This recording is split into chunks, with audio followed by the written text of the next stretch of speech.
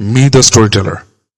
I still remember the night I visited my grandfather's farmhouse when I was about 7 or 8 years old. It was a small, two-room mud house, simple yet full of warmth. Winter had settled over the village, and when the sun went down, the entire place disappeared under a thick blanket of fog. My father, who is a doctor, traveled a long, exhausting distance that night just to be with us. The rural area barely had any proper locality. Only a few scattered houses, muddy roads, and complete darkness. There was no electricity at all, so we relied on a hurricane lamp run with fuel for visibility. When my father reached the bus station, he informed us through my grandmother's old button phone.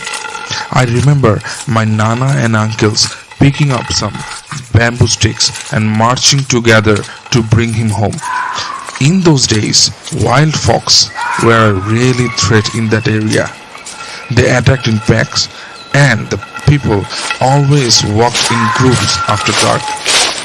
Watching them leave the house with bamboo sticks, I felt like seeing a small army heading into a mist. It was terrifying and magical at the same time. Eventually, they have returned with my father, and the relief I felt was unlike anything I had ever experienced. We had dinner together, sitting on the mud floor around simple plates with warm food. Afterward, we talked and laughed, and as always, my father became the storyteller of the night. He described how he had encountered a few jackals on the way, and I sat there amazed, hanging on to every word he spoke. His voice, mixed with the cold air, the dim lantern glow, and the distant sound of the village, I felt like a scene from an old rural tale.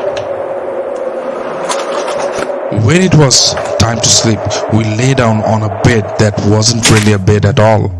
Just straw piles and rice paddy bundles spread across the mud floor. We placed a single blanket over ourselves. Rough but warm, yet somehow I had the most comfortable sleep of my life beside my father. The fog outside, the silence of the surrounding fields, the ache of the long day, and the safety of having him next to me created peace I haven't felt ever again. That night stayed with me. It lives in my memory like a warm lantern glowing in the dark. And I believe it was that night, listening to my father's stories, feeling the magic of his words, that made me a storyteller today.